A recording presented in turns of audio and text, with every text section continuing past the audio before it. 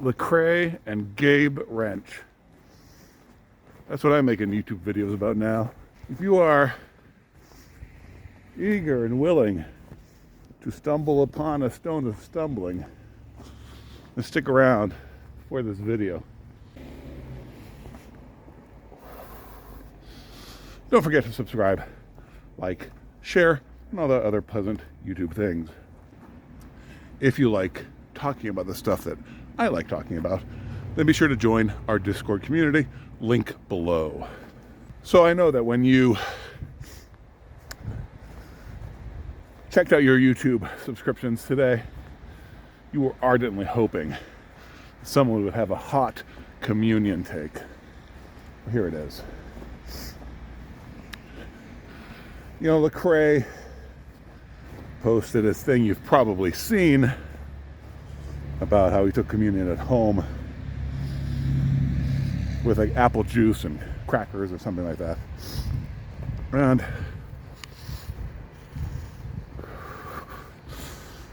you know, Lecrae's had his issues, which I haven't really kept up with. And I have some sympathy for that, because 20 years ago, when I was a callow youth and a mere Baptist, my wife and I took communion at home a couple of times, just the two of us. We had no church. How greatly we sin, and how great is the Lord's forgiveness. Again, it's just bad theology, and people have bad theology. And as the Lord sanctifies me, I may look back at some of the things I've said in some of these videos and think, ooh. And yet, we must live up to what we've attained. And we're not relativists.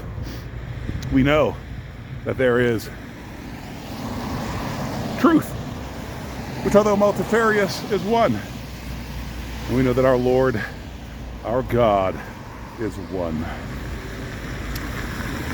So this video is not really about Lecrae and his apple juice, so much as it is a little bit about some of the reactions. For example, Gabe Wrench, a local Christian podcaster, and a friend of mine, you know, he posted on social media saying, hey, because we go to the same church, and our church uses wine for the Lord's Supper. He says, hey, you know, if your church does grape juice for the Lord's Supper, maybe sit this Lecrae blasting party out. He didn't say Lecrae blasting party, that's me. All right, I'm going to pause and cross the street. And in that post, as well as in some other things around, I saw the sentiment expressed that, you know, our church does grape juice, but at least it's still the fruit of the vine. So if you haven't read The Supper of the Lamb, please do so. Some really wonderful, hilarious stuff about wine, about the Lord's Supper, about hermeneutics.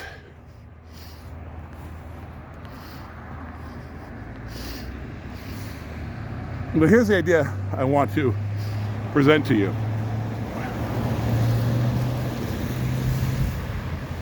If you grant that we should try to follow the Lord's commands, you say, well, okay, well, my church, you know, it would be better if it were wine, but at least it's grape juice, right? Because it's still grape.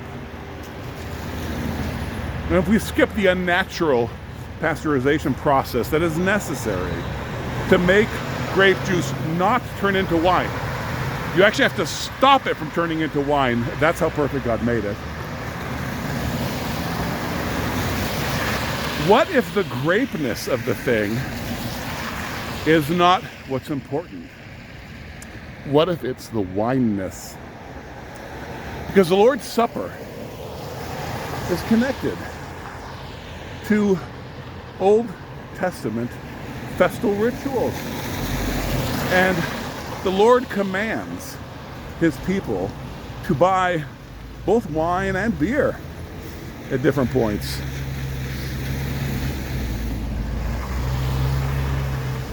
James Jordan points out in an article that I'll link to below, which, man, if you want to hit a bunch of stumbling blocks in a row, just read this thing. James Jordan's take on how to do communion. But he mentions in one of those points, what matters is the wine. If there is no grape in the land, that's all right. There's always a local wine. So, date wine or palm wine is closer to the Lord's Supper than your grape juice. Now, obviously we're talking about a couple of extrapolations here. We're not talking about a direct biblical text, but neither are you when you say that grape juice is acceptable and at least it's the fruit of the vine. So I'm not making an argumentation here. I'm not even having a conversation. What I am doing is hopefully giving you a different paradigm through which to look. Maybe it can jar something loose. Maybe you'll just reject it. But consider that maybe the important part of that element is that it be wine, not that it be grape. And we can pray for Lecrae. All right, the peace of Christ be upon you. So you logged into YouTube today. Logged into YouTube. What am I, a baby boomer? That's you. Woo. That's you?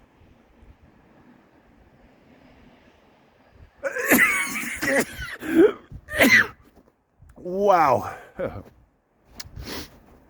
Wow, I'm glad I recorded that.